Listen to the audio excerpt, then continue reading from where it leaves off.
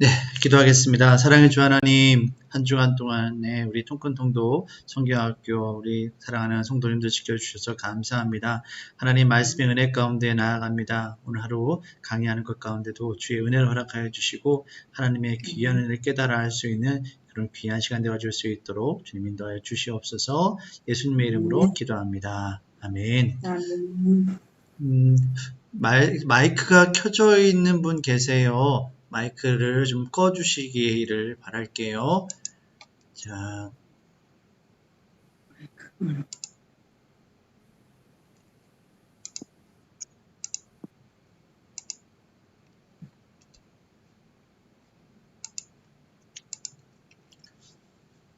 네.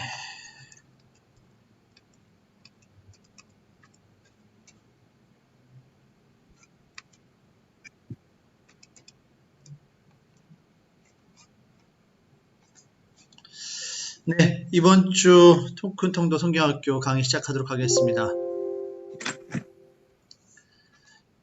자, 오늘은 여러분들과 함께 이제 4주차 되어지겠고요. 오늘 주로 다룰 내용은 사무엘 상하, 역대상 되어지겠습니다.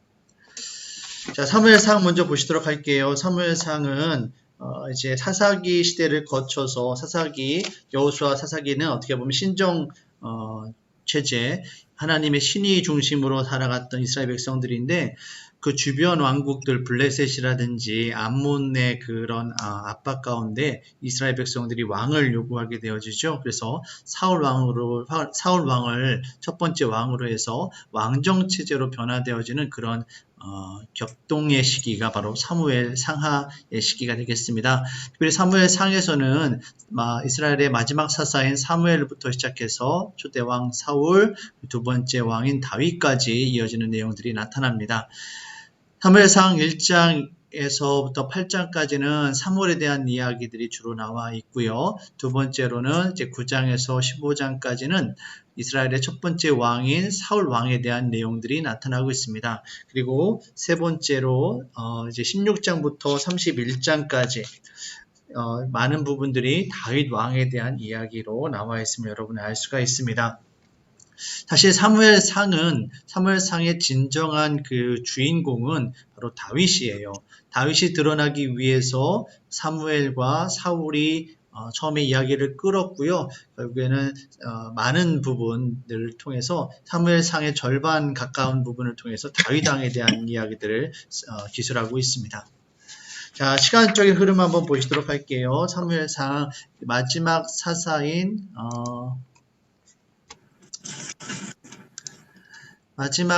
사무엘이 1091년 세워지고요. 그 다음부터 해서 사울왕이 기름 부어 세워지는 1050년, 그리고 사울의 죽음까지 1010년, 이 사이의 시간들이 사무엘상이 되어질 거예요.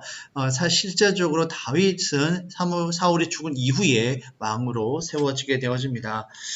우리가 이 성경을 계속해서 보게 될 텐데요. 그 사울 왕은 1050년에서 1010년까지 약 40년, 이 40년이라는 시간을 사울이 왕으로 통치를 하게 되어지고요. 여긴 나타나 있지 않지만 BC 1003년에, 그러니까 사울 왕이 죽은 이후로 7년의 시간이 있은 후에 다윗이 왕으로 등극하게 되어집니다.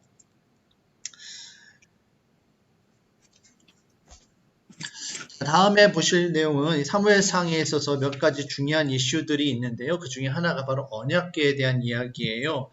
언약궤는 여러분께서 아시는 것처럼 이스라엘 백성들에게 있어서 하나님을 상징하는 것과 마찬가지예요. 하나님의 임재를 상징하고 하나님께서 이스라엘 백성들에게 역사하셨던 그 언약의 증표들, 예를 들어 십계명 돌판이라든지 쌍난 아론의 지팡이, 그리고 만나 항아리 이런 것들이 담겨져 있어서 여호와 하나님을 상징하는 그런 귀한 물건으로 이스라엘 백성들에게 여겨졌지요. 그런데 문제는 이스라엘 백성들이 이 다른 이방 종교에서 행하는 것처럼 그 물건에 특별한 영적인 능력이 담겨 있는 것으로 여겨져서 여호와 하나님을 섬기는 것이 아니라 여호와 하나님의 법궤를 신성하게 여기는, 물론 소중히 여기고 거룩히 여기는 것은 중요하지만 거기에 특별한 어떤 우상처럼 어떤 특별히 영적인 능력이 담겨 있는 것처럼 이스라엘 백성들이 오해를 하고 착각을 했다라는 거예요. 그래서 어떻게 되어지는가 하면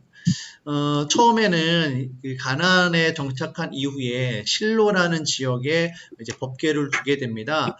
이스라엘은 그 실로에서부터 이제 베스메스까지라고 해서 우리 이스라엘의 남과 북을 나누는 그런 중요한 거점, 특별히 영적으로 중요한 거룩한 성지가 있는데 그 중에 하나가 바로 이 북쪽에서는 실로예요. 실로에 이제 가나안 정착 후에 법궤를 보관하게 됩니다. 그런데 그랬던 것이 조금 전에 제가 말씀드렸던 것처럼 이스라엘 백성들이 이 법궤를 약간 우상시하는 그런 일들이 나타났어요. 그래서 이스라엘이 이제 아벡과의 전투에서 이 법궤를 가지고 나갑니다. 첫 번째 전투에서 이 아벡과의 전투에서 약 4,000명이 죽임을 당하게 돼요. 패배하게 되죠. 그래서 이스라엘 백성들이 이때 하나님 앞에 더욱더 기도하고 하나님의 도우심을 구하는 게 아니라 하나님이 아니라 법궤의 위력을 의지해서 승리하려고 합니다. 한마디로 법궤를 앞장 세워 나가면 하나님 앞에 간구하거나 하나님의 응답하심도 없이 그냥 법궤를 앞장 세우기만 하면 승리할 거다라는 그런 생각을 갖고 나아가게 되죠. 그래서 결과적으로 어떻게 되는가 하면 이 아벡에서 이 블레셋과의 전투에서 3만 명이 되는 사람들이 죽임을 당하게 되어지고요. 이 법궤를 블레셋에 빼앗기게 됩니다. 이 법궤는 하나님의 영광이 임하는 곳이지 결코 전쟁을 이기게 하는 도구가 아닙니다. 어떻게 보면 이러한 생각들이 그 당시 이 블레셋을 중심으로 한 암몬이라든지 이방 나라들이 섬겼던 이 바알 신앙의 영향을 받았던 그런 어리석은 생각이죠.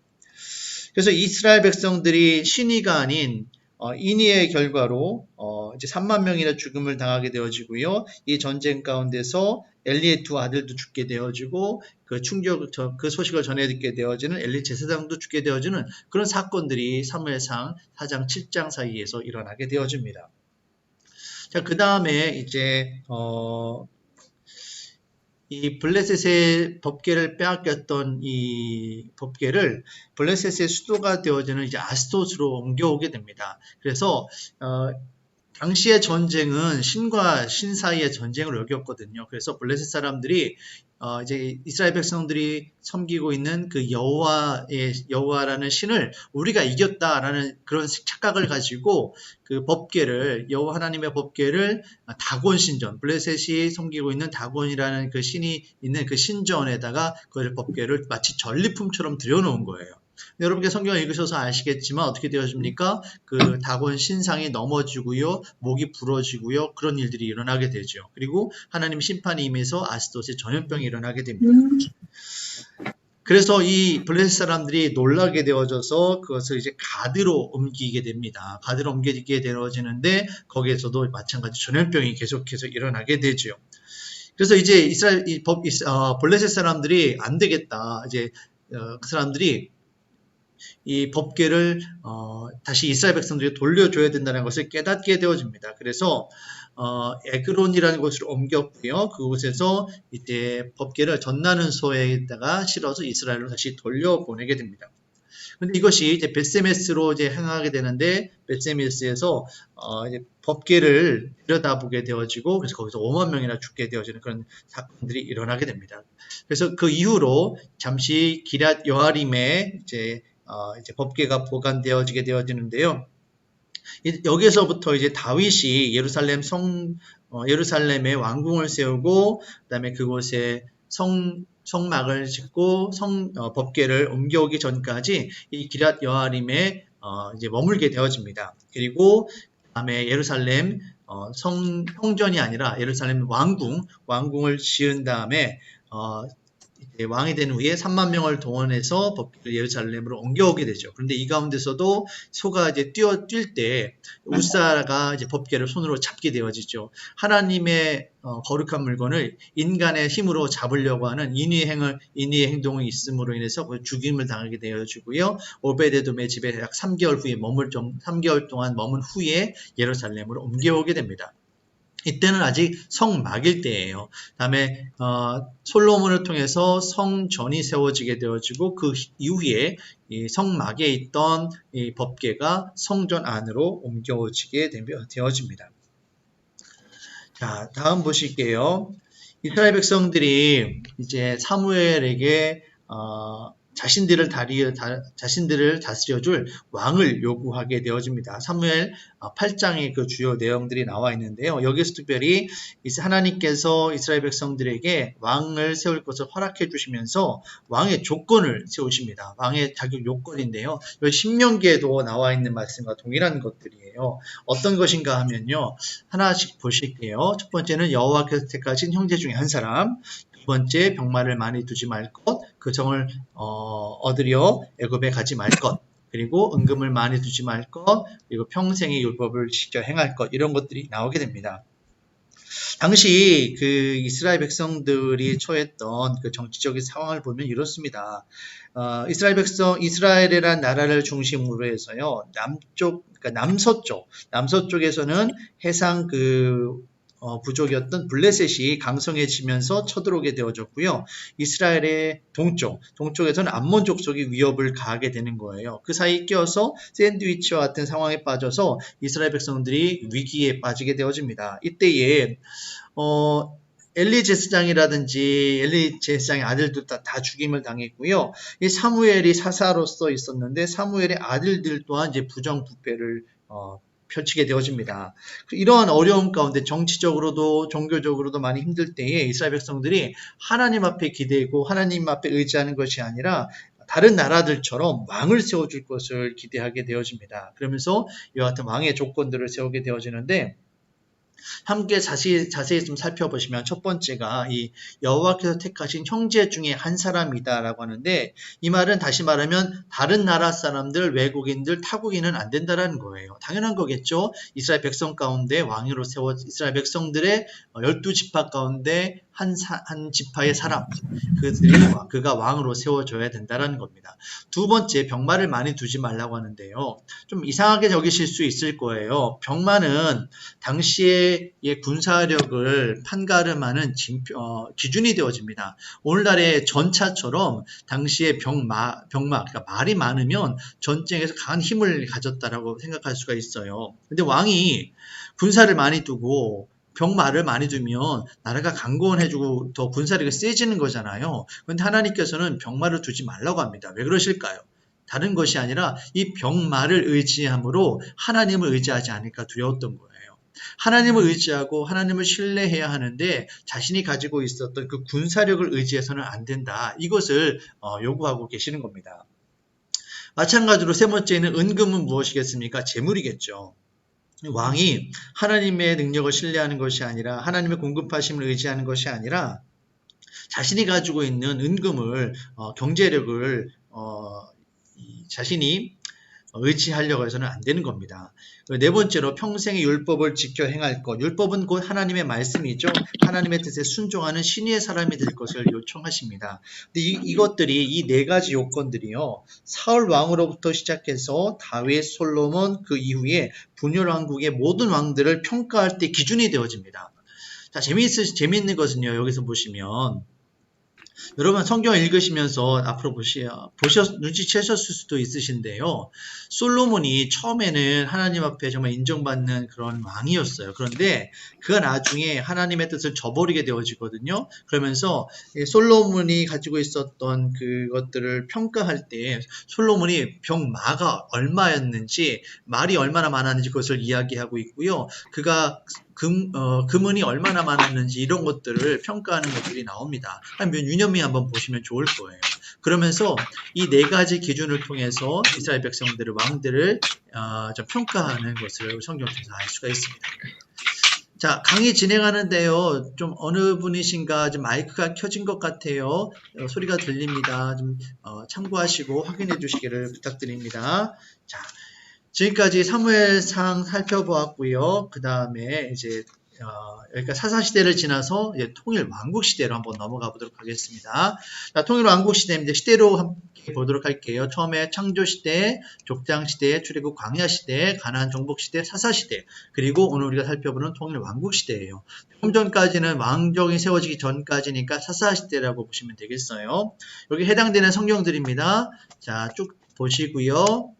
자, 통일왕국시대 사무엘상 하, 그리고 열왕기상, 여기까지가 되어지겠습니다. 그리고 다음에 역대상, 역대하, 그리고 전도서, 잠언, 아가, 여기는 대부분 솔로몬이 지은 솔로몬이 지은 우리 성경들이 되어지겠죠. 그 다음에 시편, 다윗이 지은 것들, 여기가 바로 통일왕국시대가 되어지겠습니다.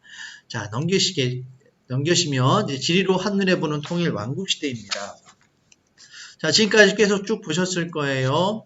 이제 레위기, 민수기, 신명기 지나면서 이제 요단강을 건너면서 여호수아와 이제 사사기를 거쳤습니다. 이 가나안 땅에 이르러서 이제 사무엘상과 역대상, 열왕기상에 해당되어지는 통일왕국시대가 여기서 펼쳐지겠습니다.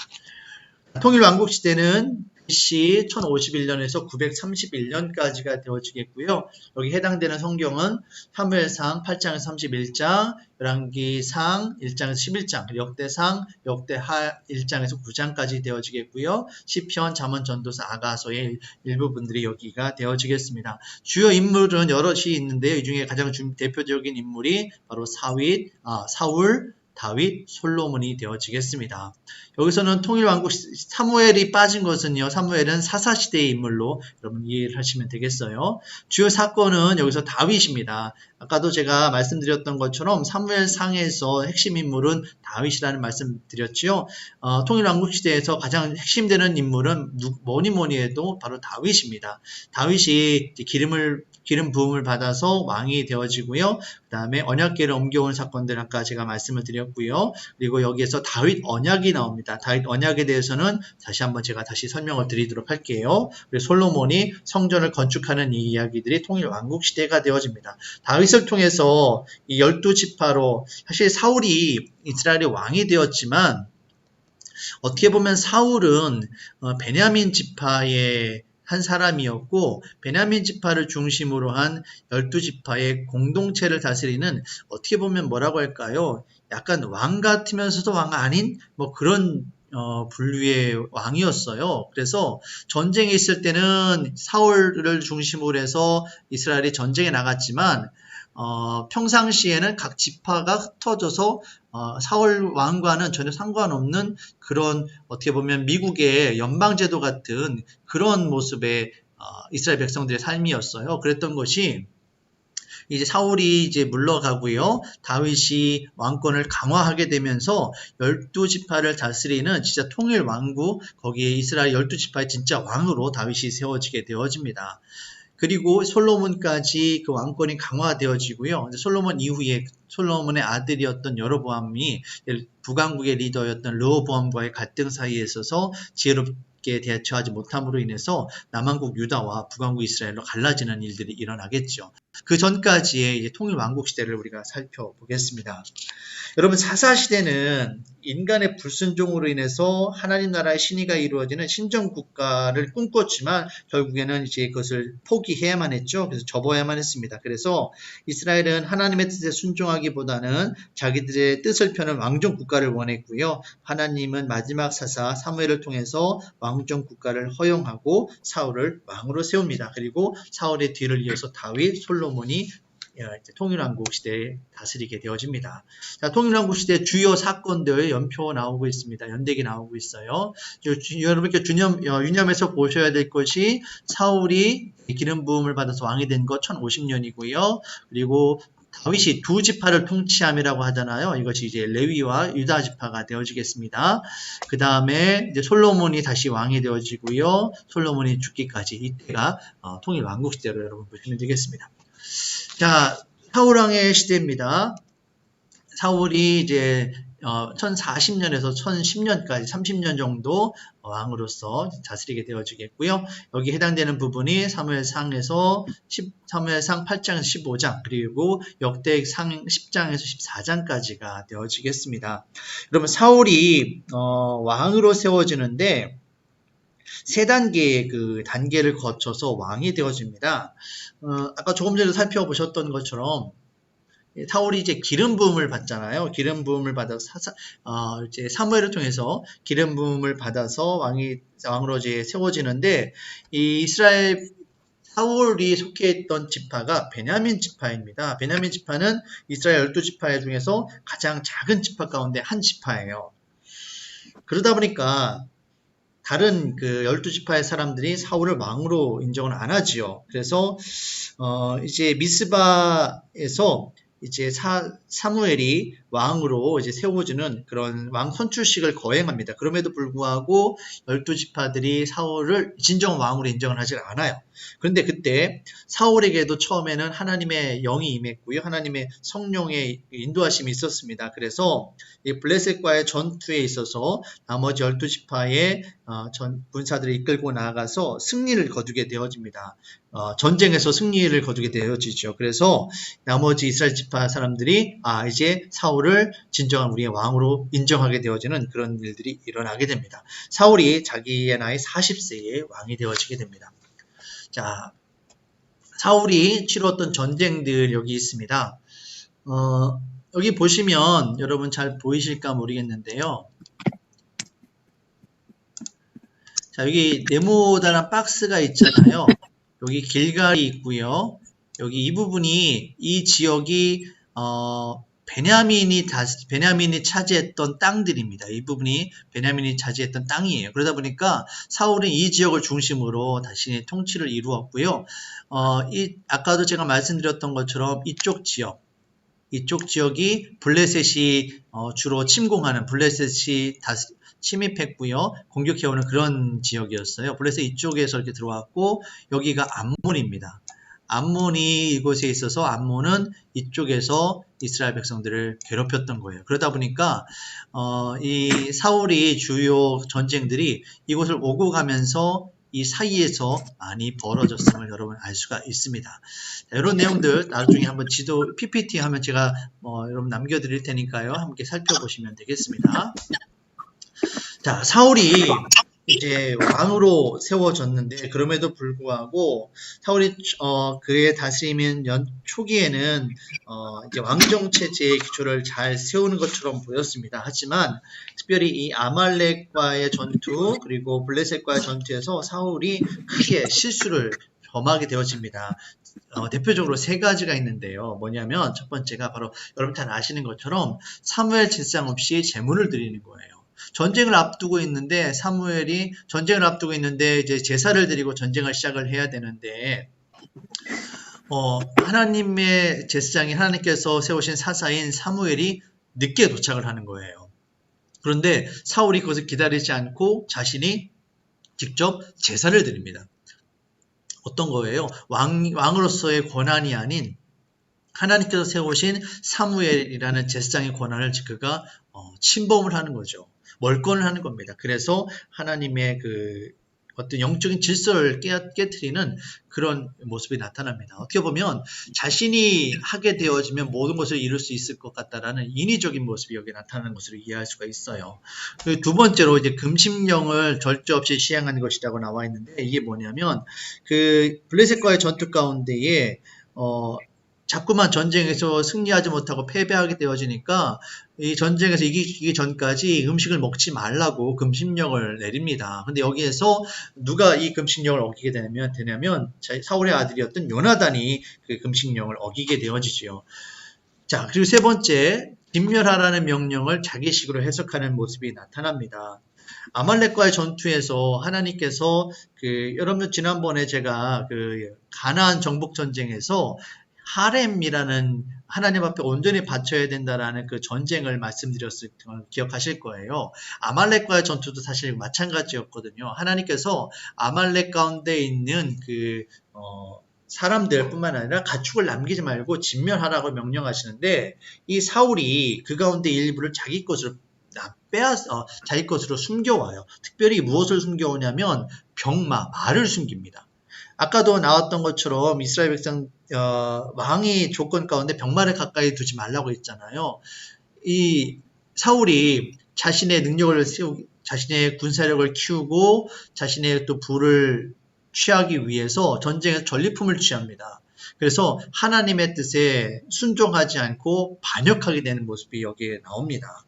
그래서 이런 것들을 가지고 사무엘이 사울에게 하나님 앞에 범죄했음을 이야기하는데, 이제 여기서 재미있는 것은, 여기서 좀 놀라운 것은 사울이 하나님 앞에 회개하는 모습이 나오는데 이 모습이 너무나도 어리석다라는 거예요.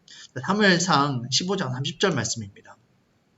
내가 범죄하였을지라도라는 말은, 그래, 내가 범죄했다고 치자, 이와 같은 뉘앙스가 여기 담겨 있는 거예요. 자신의 죄를 인정하지 않는 거지요. 그 다음 하는 얘기가, 이제 청하옵나니 내 백성의 장로들 앞과 이스라엘 앞에서 나를 높이사, 내가 범죄했지만 그래도 내가 다른 백성들이라든지 장로들 앞에서 내가 죄를 지었다고 나의 그런 권한을, 나의 리더십을 상하게 하는 그런 일들을 하지 않게 해주십시오. 나를 높여주세요. 이런 모습이 나타납니다. 자기 체면을 적당히 유지하면서 하는 거짓된 회개가 나타나는 것을 알 수가 있어요. 자기 중심성이 강한 그런 사울왕의 모습을 여러분 볼 수가 있습니다.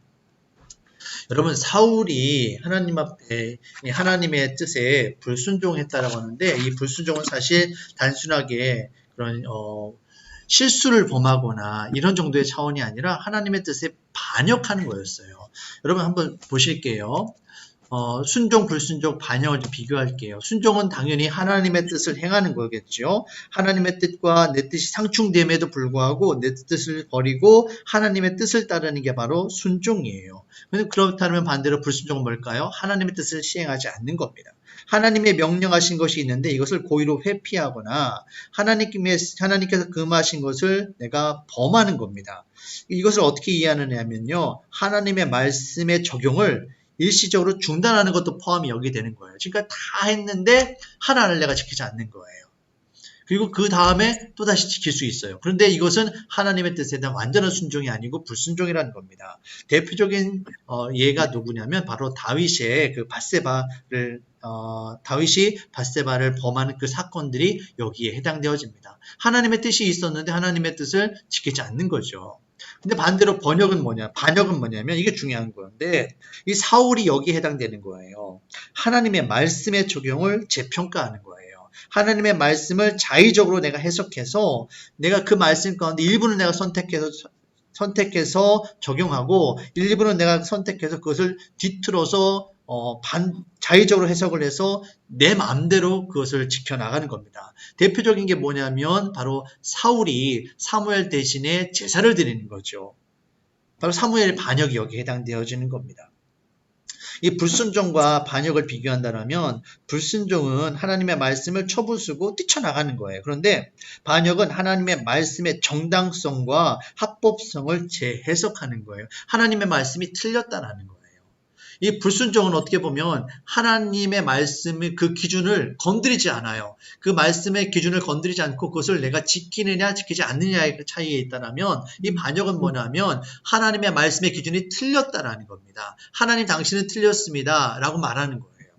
이 불순종과 반역은 다른 거예요, 여러분. 그래서 이 반역은요, 하나님의 뜻을 자기식으로 해서 재해석하다 보니까 이 내가 복음을 형성하는 겁니다. 내가 중심이 되어지는 겁니다. 그래서 자기 중심성의 극치가 바로 반역이에요. 하나님의 말씀을 재평가함으로 인해서 하나님의 기준이 흔들리게 되어지니까 내가 죄를 지었는지 깨닫지 못하는 겁니다. 이 불순종은 하나님의 그 말씀이 변하지 않아요. 그래서 내가 죄를 지었구나 깨닫게 되어지지만, 이 반역은 하나님의 말씀의 기준을 바꿔버리기 때문에 내가 기준이 되어지는 거죠. 그리고 책망을 받을 때에 다른 사람을 비난함으로 자신의 과오를 전가시켜요. 바로 사울이 그랬습니다. 자신과 다른 사람들 간의 대화 단절을 중시할 뿐만 아니라 하나님 사이의 죄는 깨닫지 못합니다. 하나님께 불순종한 사실보다는 개인적인 손실을 더욱더 슬퍼하지요. 사울이 이와 같은 일을 저지르게 되어진 겁니다. 그래서 반역의 결과가 어떻게 되어집니까? 사울에게 있었던 하나님의 신이 떠나게 되어지는 겁니다. 자, 반역의 단계입니다. 첫 번째, 자기 자신에게 예민하게 반응하고 자기 생각을 찾는 단계가 되는 거예요. 그리고 두 번째로 자신의 생각 등에 확신을 가지며 독단적이 되는 단계가 있어요. 그리고 세 번째, 자기 중심성이 확고해지는 단계. 네 번째, 자신이 망가지는 단계가 되어지는 겁니다. 하나님을 의지하지 않고 자신을 의지하는 거예요. 하나님의 말씀이 있는데 자꾸 내 상황을 거기에다 덧입히는 겁니다. 하나님의 말씀이 기준이 되어지는 게 아니라 내 상황이 중심이 되어지는 거예요. 그래서 내 뜻을 하나님의 말씀에다 덧입혀요. 덧 위에다 덧입혀요. 그래서 하나님의 말씀은 틀렸고 내가 생각하는 것이 맞다 라면서 거기서 독단적으로 행동하게 되어집니다. 그래서 자기 중심성이 확고해지고 결과적으로 하나님 앞에 반역하고 하나님의 뜻을 떠나게 되어지고요. 자신의 인생이 파멸의 길로 떠나게 되어지는 겁니다. 이처럼 사울이 하나님 앞에 범죄했는데 아까도 말씀 살펴보았던 것처럼 사울의 회개는 자기 중심성이 강한 인위적인 회개였어요. 불완전한 회개였죠. 그렇다면 회개가 무엇인지 한번 우리가 여기서 한번 고민해 볼 필요가 있습니다. 자, 회개가 뭘까요? 회개는 헬라어로 메타노엔이라고 합니다. 메타노엔. 근데 메타라는 말은 달리다라는, 서로 다르다라는 뜻이 여기 달려 있어요. 노에오는 생각하다라는 뜻이 여기 담겨 있습니다. 메타 노에오는 지금까지 내가 생각했던 것과 다르게 생각한다라는 그 뜻이 여기에 담겨 있습니다. 히브리어로는 수부, 가는 길에서 돌아간다라는 뜻이 여기 담겨 있습니다. 자, 그래서 이것을 합쳐서 생각을 해보면 이렇게 이해할 수가 있으실 거예요. 자, 회개란 생각을 달리한다라는 거예요. 지금까지 내가 이렇게 생각했는데 하나님 생각에 비춰보니까 잘못됐구나. 내가 잘못 생각하고 있었구나. 하나님의 뜻은 이게 아니구나. 하나님의 생각으로 하나님의 길로 내 생각을 바꾸는 거예요. 생각을 바꾸는 겁니다. 감정이나 기분이나 느낌을 바꾸는 것으로 그치는 것이 아니에요. 여러분 잘 고민 한번 생각해 보실 게 뭐냐면 여러분 믿음이 단순하게 감정적인 그런 것이 아니잖아요. 예수님을 만나서 예수님 나를 사랑해 주시는구나. 눈물을 흘리고 감동을 받을 수 있어요. 하지만 진정한 믿음, 구원의 확신에 이르는 믿음은 단순한 감정이 아닙니다. 믿음은요. 지정의로 나타나는 거예요. 먼저는 지식의 단계가 있는데요. 예수님께서 나를 위해 십자가 달려 죽으셨음을 내가 지식적으로 아는 거예요. 들음으로 말미암아서 그 성경 말씀이 있었잖아요. 구원은 하나님의 말씀을 들음으로 나서 그 들음을 그 말씀에 대한 그 믿음을 내 입으로 시인하고 고백하는 것이다라고 하잖아요. 하나님의 말씀을 들음으로 인해서 내가 죄인이구나. 예수님께서 나를 십자가 달려 죽으셨구나. 이걸 깨달아 아는 거예요. 우리 구약 성경에 나오는 여호수아 그 가나안 정복전장에서 나오는 라합의 이야기도 여러분 그렇게 아실 수가 있을 거예요. 이스라엘 백성들 가운데 여호와 하나님께서 어떻게 역사하셨는지, 가나안 정복 전쟁 가운데 이방들을 어떻게 물리치셨는지 이 라합이 들었다란 말이에요. 지식적으로 아는 것이 첫 번째 단계입니다. 두 번째 단계는 뭐냐면요. 이것에 있어서 이 사실이 옳고 그름을 판단하는 신념의 단계가 있어요.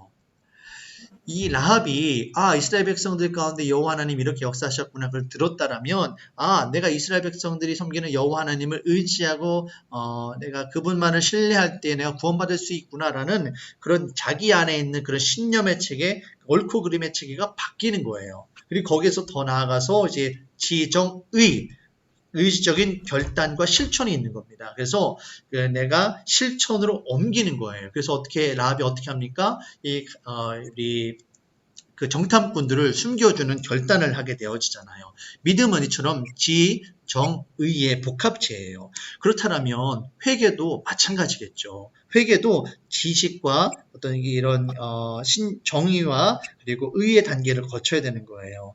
회개에 이걸 적용한다면 먼저 지식의 체계가 바뀌는 거예요. 내가 잘못했구나. 내가 잘못 살았구나. 잘못 생각하고 있구나라는 지식의 체계가 바뀌어야 되는 거예요. 두 번째, 신념의 체계가 바뀌는 겁니다. 내가 옳고 그름에 대한 것이 바뀌는 거예요. 그리고 마지막 세 번째, 행동이 바뀌어야 되는 겁니다. 의지적으로 행동이 바뀌어야 되는 거예요.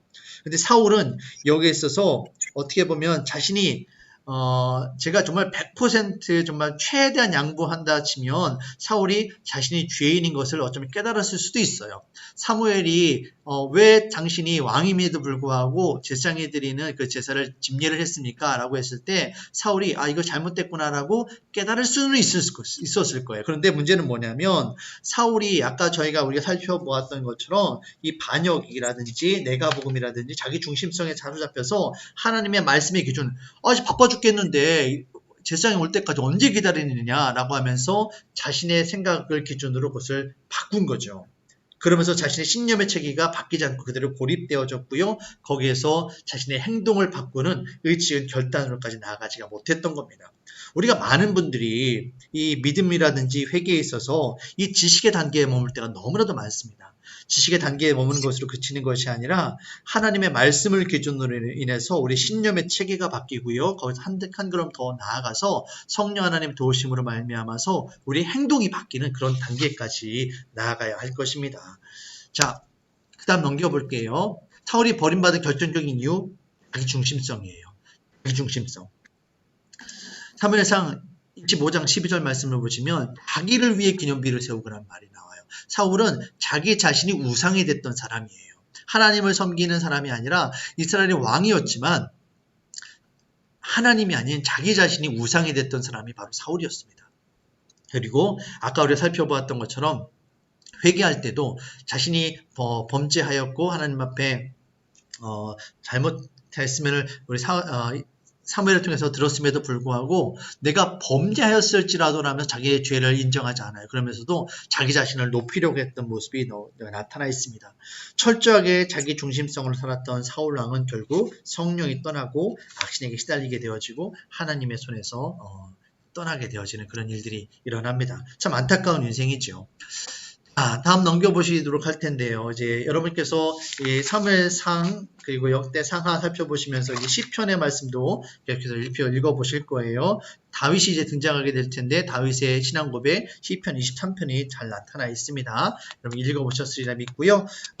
여기에 해당되는 부분들을 제가 시편 23편에 나와 있는 여호와 하나님의 은혜에 대한 내용들을 정리한 것을 제가 다시 한번 그 밴드에 올려드리도록 할게요. 이건 제가 시간이 많지 않음으로 인해서 좀 넘어가도록 하겠습니다. 여러분께서 밴드 함께 참고하시면 좋을 것 같아요. 넘기겠습니다. 자, 이제 역대상입니다. 역대상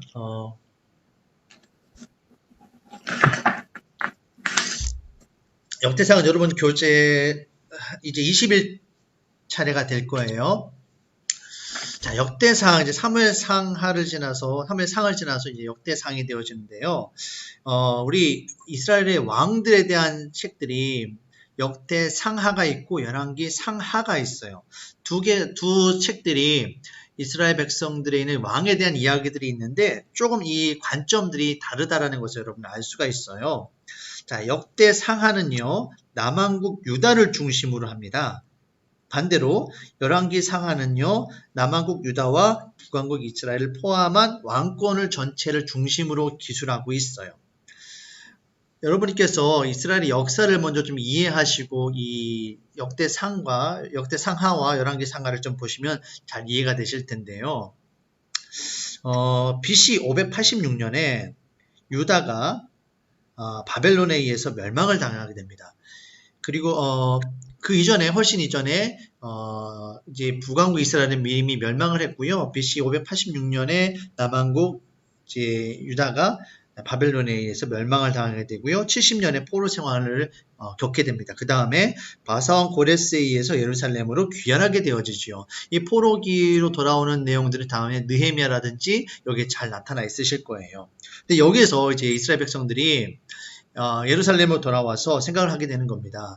이따가 좀 살펴보시겠지만 다윗 언약이라는 게 있거든요. 다윗 언약. 하나님께서 다윗의 왕조를 굳건하게 지켜주신다라는 그 언약이 있는데 그 언약이 있음에도 불구하고 왜 이스라엘 백성들이 다른 민족들에게 침략을 당했고 정복을 당했고 멸망당해서 이게 포로 생활을 겪게 되었는가. 여기에 대한 심각한 자기 신학적인 고민을 하게 됩니다. 그래서 이 역대기는 이 에스라가 쓴 것으로 생각을 하고 있는데요. 역대상하는 자신의 역대상하에서 에스라가 생각하는 게 뭐냐면 우리가 이 여호와 하나님의 중심, 그 신앙, 성전 중심의 그 이스라엘 신앙을 잃어버렸기 때문에 하나님께서 그 우리를 지켜주신다라고 말씀해 주셨는데 그 언약을 우리가 지켜 행하지 못하였기 때문에 하나님을 저버리고 하나님 앞에 온전히 예배하지 못했기 때문에 우리가 멸망하게 되어졌다. 이것이 바로 에스라를 중심으로 한 역대상의 그 반성이었어요. 그래서 역대상에는 이 전체 왕권보다는 이 남왕국 유다와 특별히 성전 중심으로의 그 기록들이 잘 나타나 있습니다. 그래서 역대상하를 자세히 살펴보시면 이 남왕국 유다와 성전에 대한 이야기들이 상당히 많이 나타나 있어요. 그렇다면 열왕기 상하는 무엇일까요? 열왕기 상하는 그 핵심의 내용이 뭐냐면 남왕국 유다와 북왕국 이스라엘의 왕들이 하나님 앞에 범죄하였기 때문에 멸망하게 되어졌다라는 것이 그 핵심 포인트입니다. 그래서 특별히 열왕기 상하에서는 특히 북왕국에 있는 그 왕들이 하나님 앞에 범죄하였다는 것을 두각시켜서 쓰고 있는 책이 바로 열왕기 상하가 되어지겠습니다. 이런 관점에서 여러분들 함께 살펴보시면 되어질 것 같아요. 자, 역대상 좀 보시면 역대상하는 남왕국 유다를 중심으로 쓰여졌다는 것 말씀드렸습니다. 그리고 아까 말씀드렸던 그 남왕국 유다와 성전 중심의 역사를 기술되어졌다고 하는데 이것을 제사장 사관이라고 그래요. 제사장 사관. 선지자 사관이 있고요. 제사장 사관이 있는데 이 제사장 사관은 어떤 거냐면 하나님과 우리와의 관계 속에서 우리가 하나님 앞에 온전히 신앙생활하지 못했다라는 여기에 관점을 두고 있어요. 십자가를 기준으로 하신다면 위아래 하나님과 우리와의 관계가 여기에 집중을 하는 것이 바로 제사장 사관이고요. 선지자적 사관은 뭐냐면 사람과 사람 사이에서의 일이에요. 그러다 보니까 공의, 정의, 사랑, 이웃사랑 이런 것들이 해당되어지게 됩니다.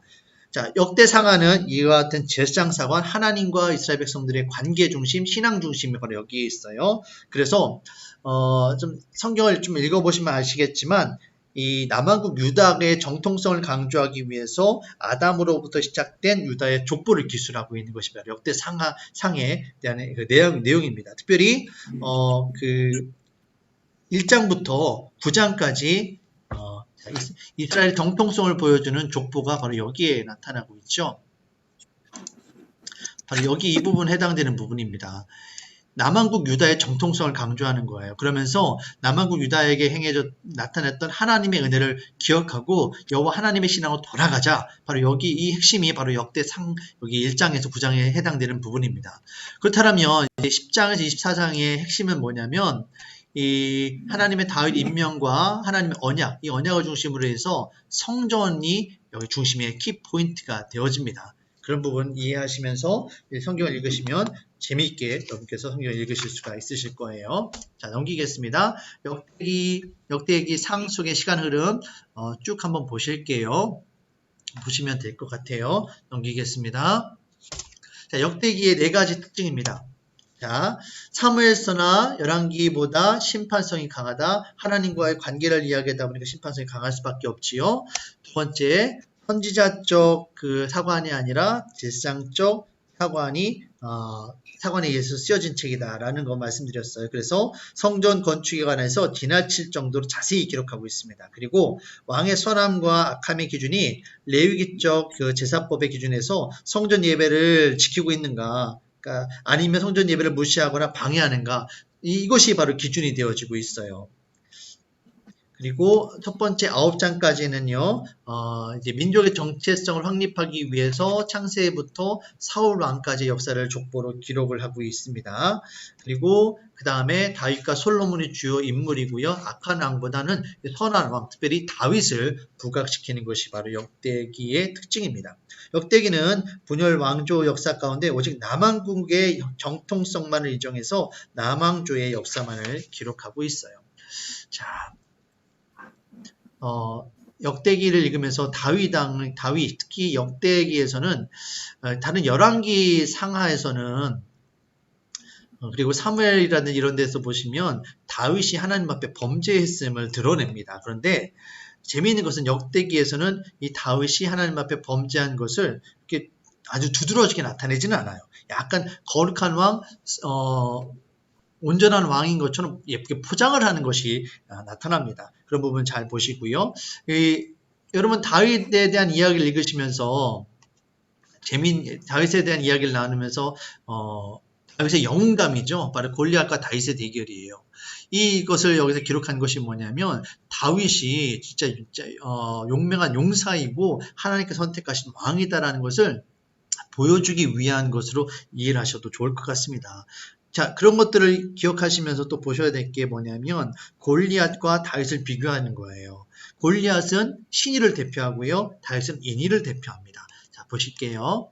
골리앗이 무장했던 것은 키가 6규빗 1뼘이라고 하는데요. 오늘날의 기준을 보면 약 280m입니다. 어마어마한 키죠. 그다음에 그가 입었던 갑옷이 노수로 5,000세겔이라고 하는데요. 약 57kg 정도 되어지는 그 갑옷을 입었다고 합니다. 그리고 그의 창칼이 약 6.7kg 정도 되는 그런 창칼을 들었다고 합니다. 하지만 다윗은 어떻습니까? 다윗이 무장했던 것은 물맷돌, 물매하고 돌이었죠. 그리고 그것에 덧입혀진 하나님의 능력이 더 강했던 거예요. 하나님의 능력으로 나감으로 인해서 다윗이 이기게 되어집니다.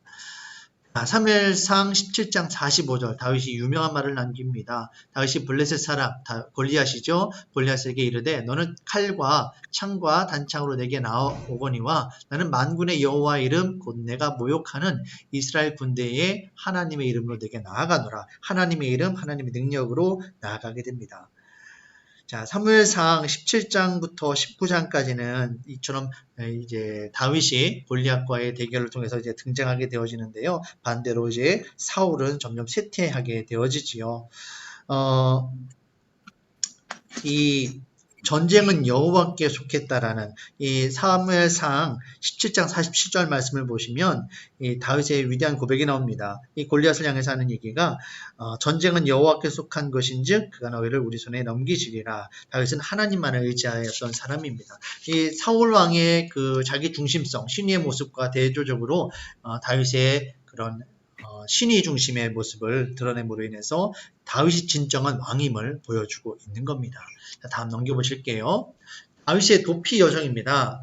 이 다윗이 골리앗과의 전쟁에서 승리하고 이제 사울에 의해서 발탁되어져서 왕궁에 들어가게 됩니다. 그리고 왕궁에서 이제 다윗이 장군으로 여러 가지 전쟁을 치르게 되어지는데 많은 사람들이 다윗을 인정하게 되어지자 사울이 위기감을 느끼게 되어지고 다윗을 죽이려고 합니다. 그래서 다윗이 자신의 친구였던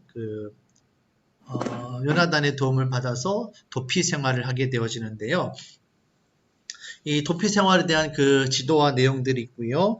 여기 해당되는 내용들 제가 다시 한번 여러분에게 그 밴드에 올려드릴 테니까 한번 보시면 될 텐데 좀 유념해서 보셔야 될 게 뭐냐면 자. 제가 이거 설명을 좀 드릴게요. 다윗이 이 안에서 이렇게 피난을 다닙니다. 여기가 블레셋이에요. 그리고 이쪽이 암몬 땅이고요. 모압이라든지 암몬 땅이 있는데 다윗이 자신의 적이었던 이 블레셋으로 피하고 도망치는데 이 밑에 에돔이 있고 아말렉이 있으니까 여기 밑에가 그건 이해가 되어지는데요. 이 위쪽으로 피난을 가지 않습니다. 이쪽은 도망을 가지 않아요. 왜 그러냐면 이곳이 사울이 다스리는 중심 세력이 바로 여기에 있었거든요.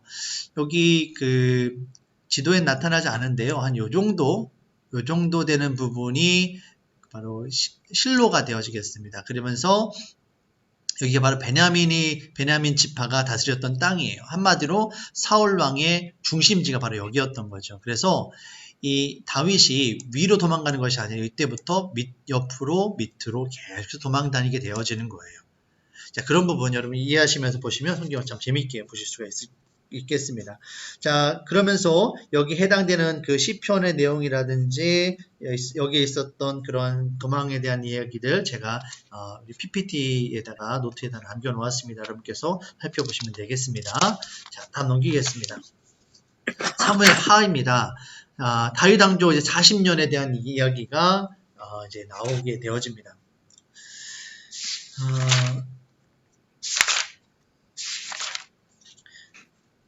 다윗이 이제 이제 사무엘하 1장에서 12장은 다윗이 승승장구하는 모습이 나오고요. 그다음에 13장에서 24장은 다윗이 순환을 받는 그런 이야기들이 나오게 됩니다.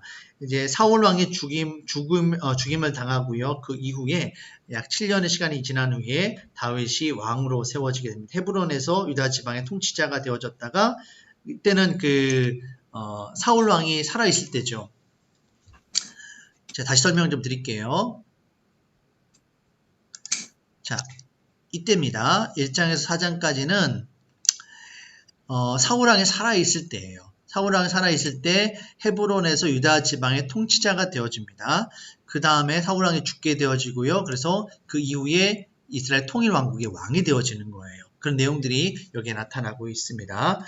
사무엘하는 다윗의 왕권을 기록하고 있어요. 그러면서 이제 그 다음에 압살롬이라든지 자신의 자녀들로 인해서 어려움이 여기에 나타나 있고요. 국가적인 어려움 당하고 있는 것들이 그 이후에 나타나고 있습니다. 특별히 다윗이 하나님 앞에 그 인구조사함으로 해서 형벌을 당하는 그런 모습들이 이런 내용들이 여기에 담겨져 있습니다. 자, 사무엘하는요, 다윗이 왕이 된 이후의 이야기를 기록하고 있습니다. 사울이 죽은 후 이스라엘이 지도자를 잃고 혼란에 빠진 상태에서 다윗이 어떻게 왕권을 장악하고 남방 유다와 북방 이스라엘의 왕이 되어서 나라를 견고하게 세워갔는지 다윗의 통치에 대한 기록들이 여기에 나와 있습니다. 여기서 사무엘하에서 핵심 장을 찝는다라면 사무엘하 7장이에요. 7장에 나와 있는 다윗 언약입니다. 성전을 짓고 싶어하는 다윗에게 하나님께서 영원한 다윗 왕조를 약속하십니다. 그래서 다윗 왕조, 다윗의 자녀들의 왕조가 영원토록 지속될 것을 이야기하고 있죠. 그 다음에 이제 좀 이야기 나오는 것이 이제 11장 이하에서 밧세바의 범죄 이후에 다윗이 순환을 겪게 되어지고요. 그러나 그런 위기와 범죄 가운데에서도 이 다윗이 하나님을 붙잡았다라는, 사울 왕과는 다르게 하나님만을 붙잡았던 인위의 사람이었음을 보여주면서 하나님만을 붙잡은 신위의 사람이었음을 보여주면서 하나님께서 다윗 왕조를 어떻게 지키셨는지를 잘 보여주고 있습니다. 자, 여기서 좀 함께 유념해서 보셔야 될 게 이거예요. 성경에 나오는 언약입니다. 성경에 계속해서 언약들이 나타나고 있는데 지금까지 우리가 여러 가지 좀 언약들을 계속해서 살펴보았습니다. 자, 에덴 언약, 여인의 후손이 뱀의 후손을 이길 것이다 라는 말씀, 창세기 3장에 나와 있는 이야기예요. 다음 노아 언약, 다시 홍수로 변하지 않겠다. 그리고 아브라함 언약, 하나님께서 아브라함에게 이제 바다의 모래와 같이 하늘의 별과 같이 많은 민족을 이루게 하리라 그런 말씀을 주셨죠. 시내산 언약, 십계명을 중심으로 한 이스라엘 백성들에게 제사장 나라가 되게 하겠다. 제사장 언약이 있는데 이거는 아론이 핵심 인물입니다. 아론의 후손들이 영원히 제사장직을 수행할 것이라는 언약의 말씀을 주시고요. 자, 사무엘하에 나오는 다윗 언약입니다. 다윗의 집과 다윗의 보좌 왕권이 영원토록 굳게 설 것임을 보여주고 있습니다. 자, 여기까지가 이제 구약에 나타나는 있는 그런 언약들이고요. 새 언약이 나올 텐데 새 언약은 이제 구원 오직 예수 그리스도를 통해서만 가능하다. 이것이 바로 히브리서에 나오고 있는 언약입니다. 이런 것들을 기념하면서 정리하면서 성경 읽으시면 재미있을 것 같아요. 자, 다음 넘겨보도록 하겠습니다. 자, 사무엘하와 역대상을 비교하는 겁니다. 자, 제가 아까 말씀드리면서 역대상하는 제사장적 사관이다라고 말씀을 드렸어요. 그래서 유다 왕권 중심, 그래서 성전 중심이다라는 거 말씀을 드렸는데 사무엘하는 반대로 신명기 사관이라고 그래요. 그래서 이 둘을 비교하면 이렇습니다.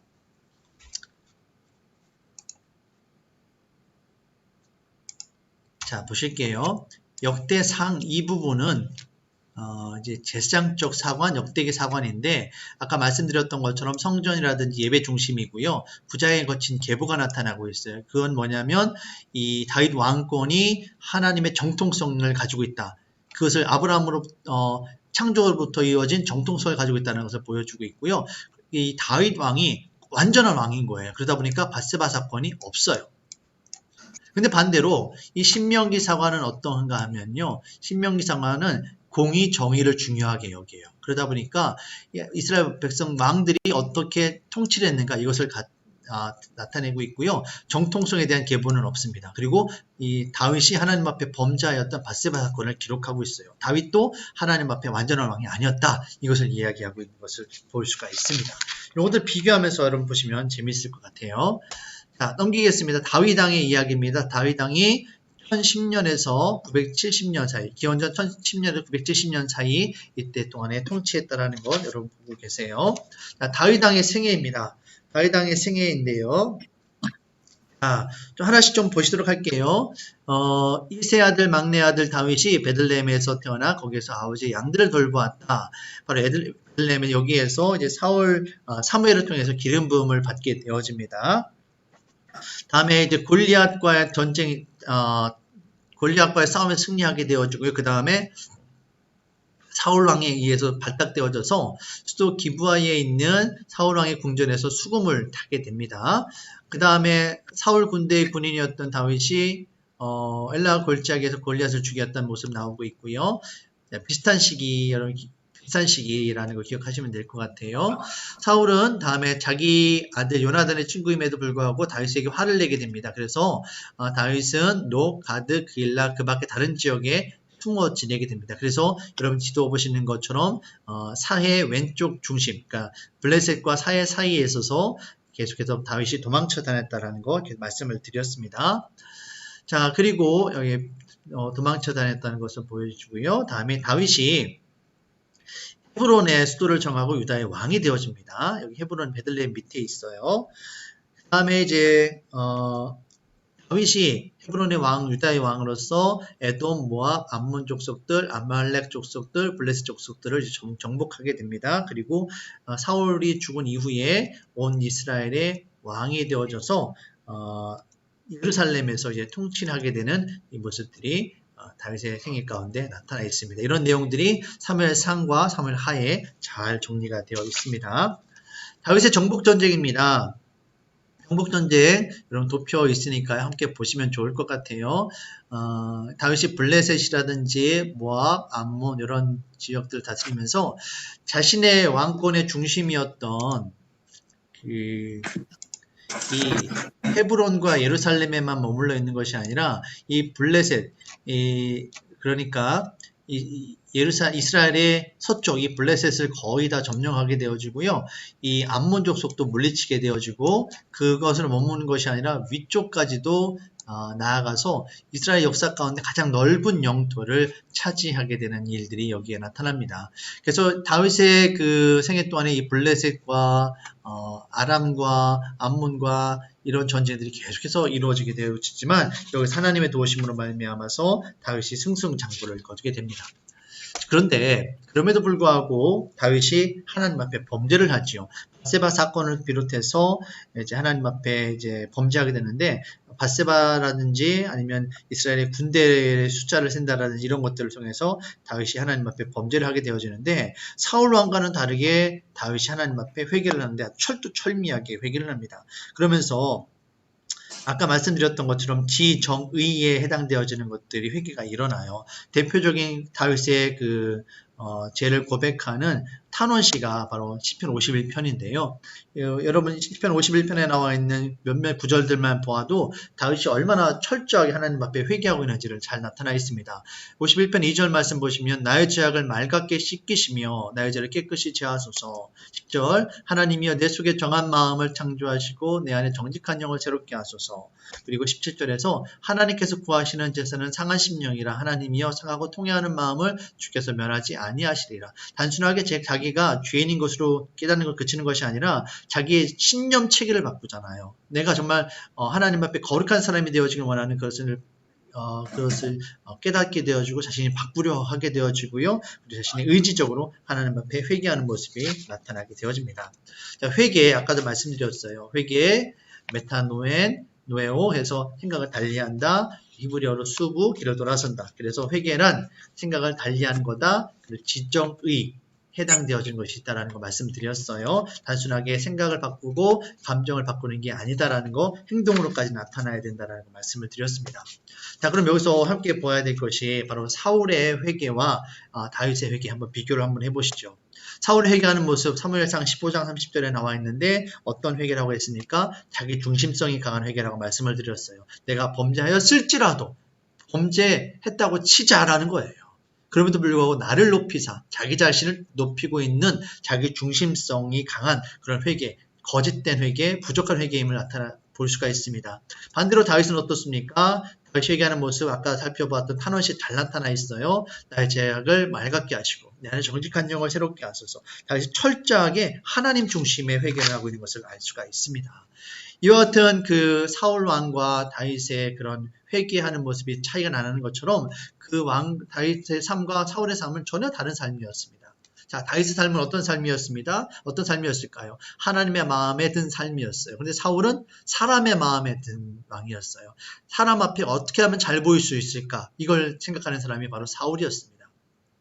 그러다 보니까 다윗은 하나님의 뜻을 추구한 반면에 사울은 사람의 칭송을, 사람의 칭찬을 구했죠. 그래서 사람들이 원하는 것을 행하려고 했던 거예요. 그래서 다윗은 영원한 왕권을 약속받지만 사울은 그의 왕권이 하나님에 의해서 일대에 의해서 몰락하게 되는 일이 일어납니다. 다윗은 친절하고 인정이 많았어요. 그래서 그 주변에 다윗을 따르는 수없이 많은 사람들이 있었습니다. 하지만 사울은 어땠습니까? 잔인했지요. 다윗은 용서를 베풀었지만 사울은 용서할 줄 몰랐습니다. 그리고 결정적으로 다윗은 자신이 잘못했을 때 하나님 앞에 회개했어요. 하지만 사울은 잘못을 알았을 때에 거짓말합니다.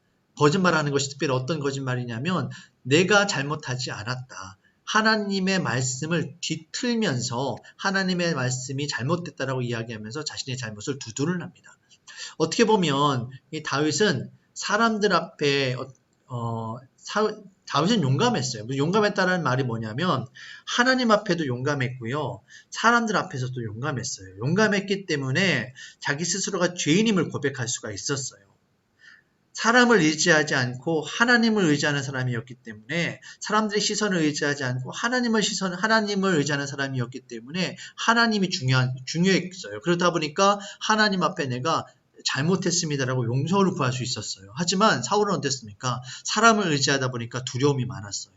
사람들을 의지하고 사람들의 시선을 의지하고 두려움이 많다 보니까 항상 자신을 포장하고 항상 자신을 좀 위선적으로 대해야만 했던 겁니다. 그 두려움이 사로잡혀서 진리 가운데 나아가지 못했던 겁니다. 결과적으로 다윗은 그의 평생 가운데 하나님의 집에 영원토록 거하게 되어지는 하나님의 인도하심 가운데 만족함을 누리는 하나님과 화평한 관계를 이루게 되었지만 사울에게서는 하나님의 영이 떠나게 되어지고 하나님으로부터 버림받게 되어지는 그런 불쌍한 인생이 되어집니다. 바로 이것을 이 다윗의 삶과 사울의 삶을 한마디로 이렇게 표현할 수 있겠습니다. 다윗의 삶은요, 바로 신유의 삶이었고요. 사울의 삶은 인유의 삶이었습니다. 우리가 신유의 삶을 살아야 할 이유가 바로 여기에 있습니다. 신유의 삶을 사는 것이 결코 쉬운 일은 아니에요. 하나님의 말씀을 중심으로 살아야 되고요. 때로는 사람들의 시선 가운데에 불편함을 겪을 수 있어요. 하지만 중요한 건 사람의 시선이 아니라는 거예요. 하나님을 두려워해야지요. 하나님 앞에 자신이 있는 모습을 그대로 가지고 나아가서 하나님의 용서함을 구하고 하나님과의 정말 화평한 관계를 이루면서 하나님과 평생 동안 동행하는 은혜를 누려야만 됩니다. 정말 예수님 한 분으로 만족한 인생, 예수님과 동행하는 인생을 살아갈 때 그 인생이 참으로 행복한 인생이 되어집니다. 이것이 바로 신유의 삶이에요. 하지만 사람을 의지하고 인위를 살아가게 되어지면 단 순간에는 내가 어떻게 잘해 보일 수 있어요. 어떻게 보면 모면할 것처럼 보일 수 있어요. 하지만 그렇게 하면 할수록 결국 하나님으로부터 멀어지게 되어지고요. 하나님으로부터 멀어지면 하나님의 인도하심과 하나님의 축복하심으로부터 멀어지는 거예요. 신유는 결국에는 한 패망의 길이 되어지는 겁니다.